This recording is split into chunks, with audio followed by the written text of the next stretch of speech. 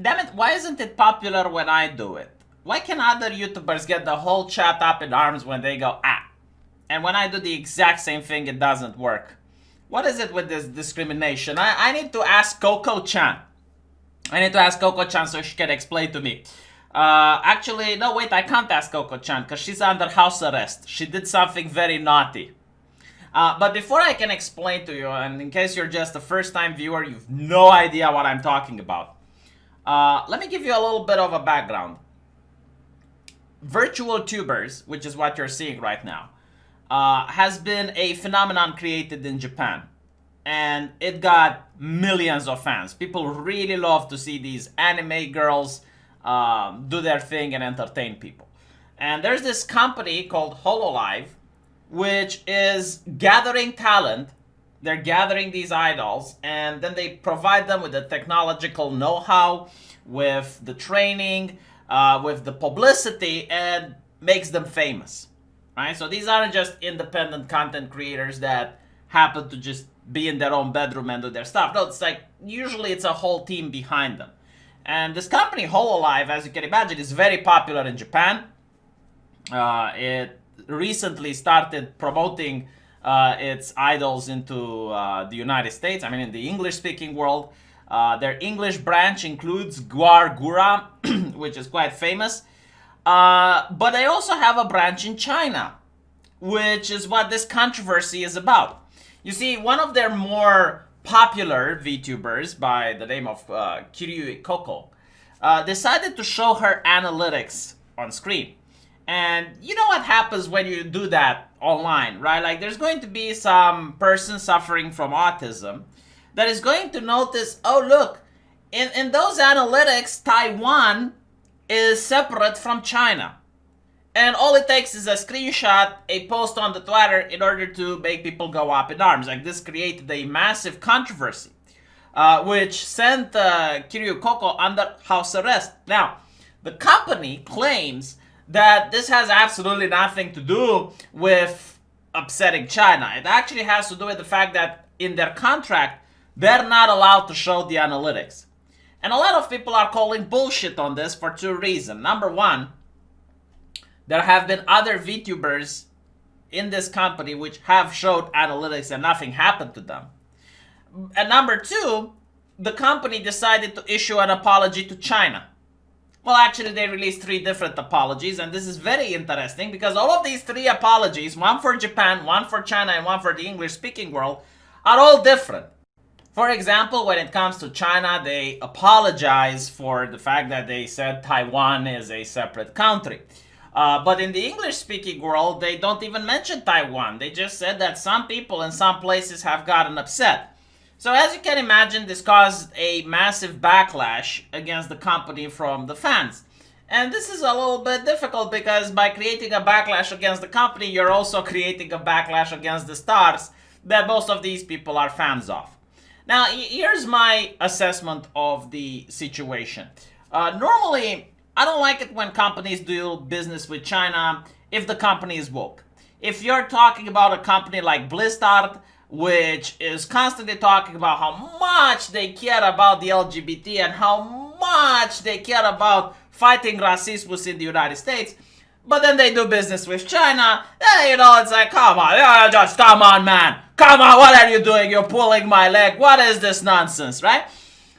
So yeah, that's the hypocrisy that I bother. Now, if a company wants to do business with China, in this case, I pretty much don't really care.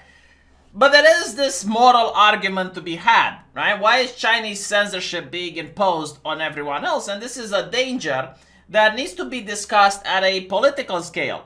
Because what most people don't understand, China is not a country like Germany or France or Zimbabwe. No, China is a country which is an authoritarian regime. If you want to do business with them, you have to follow their rules. At any moment, for any reason, the Chinese Communist Party can say, you're not going to do any more business with us.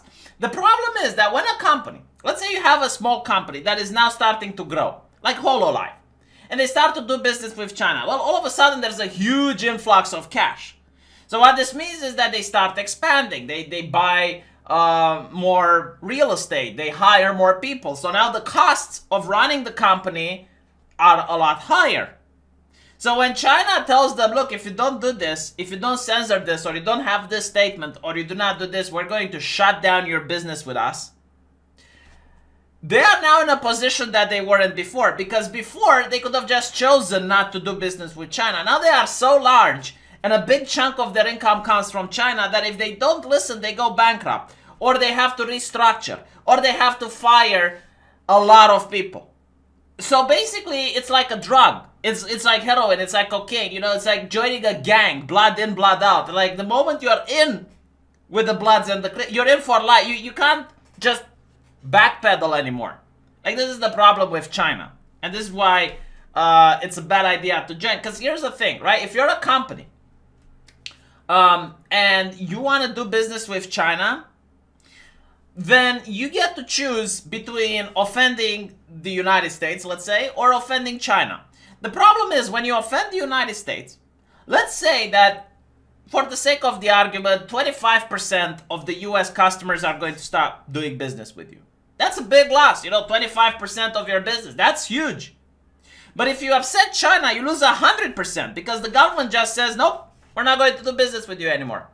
So that's why these companies, they always bow to China, because the US government isn't just going to tell them, yeah, you're not going to do business with us anymore. There's very little they can do in order to create that atmosphere where the US president come in and say, yeah, Hololive, because you said this, we find it offensive, you're not going to work with us anymore. That's not going to happen. So that's why all of these companies, they're always going to choose China over anything else. Because no other country is like China. No other country demands this level of commitment. And when you work with China, you also need to have like this, I guess, new vision. You become a political entity, and the statements that you or your representatives makes have to align with the Chinese government. This is why NBA, they take a knee when the American anthem is playing, but they go to China and they're perfectly fine with the sweatshops they find over there. They don't care. They don't care about the Uyghurs being oppressed. They're never going to talk about any of the oppression that happens in China, or they're never going to address the fact that Disney is minimizing Finn on their Star Wars posters. They're not going to talk about that because that's where the money is. I guess in a way, these companies have become the dark side Phil of the corporate world. Dark side Phil is a man that doesn't have many skills right now. I mean, if YouTube or Twitch doesn't work out for him, he's not going to do a good job in the real world. There aren't that many options open for him. He's not going to go into construction. He's already past the age where he could start a university or whatnot. It's going to be very difficult for him. And because he made a lot of money on Twitch, because he made a lot of money on YouTube, he also has a lot of debt. So he can't afford now to lose Twitch and YouTube. So he has to go by the terms of service. I think this is a really good metaphor that a lot of people can understand. I guess it's the curse of success when you start making a lot of cash and you have a certain lifestyle and you go into debt, then you need to maintain that lifestyle, you need to maintain that job. Now, a lot of this controversy to me also seems fake, because I have watched Reddit and I have went on the Twitter, and I know like a couple of people that aren't Chinese. This is very funny. There's a lot of people which are not Chinese, but they hate VTubers. They don't like them. They don't like the competition.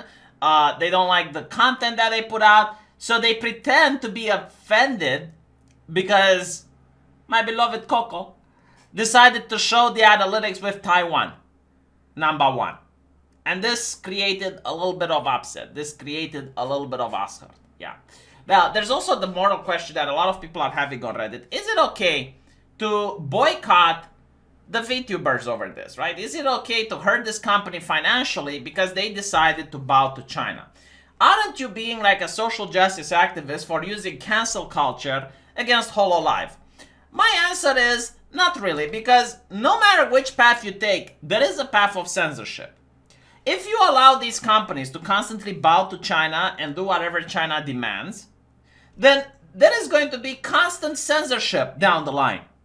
But if the viewers, if the clients would just put their foot down and say, no, if you're going to bow to China, there will be consequences. Now, I don't think that a company like Blizzard or a company like HoloLive is going to decide to pull out of China. But it will show other upstarting companies that are growing that maybe it's not such a good thing. You know, maybe the money isn't worth it. Because look at all of the kartoffel. Look at, like, every single time you have to follow what the Chinese tell you, but then you're creating outrage in the West. You know, then you're creating outrage in the US. And it's so complicated. Like, it's two different cultures that do not fit well together. So, you know, like, best either choose China or choose the West. I think that would be a little bit more of an argument, right? Because either censorship now, and that's it, or censorship continuously down the line. I don't see any other option. Let me know what you think, and I'll hear from you guys in the comment section. Take care.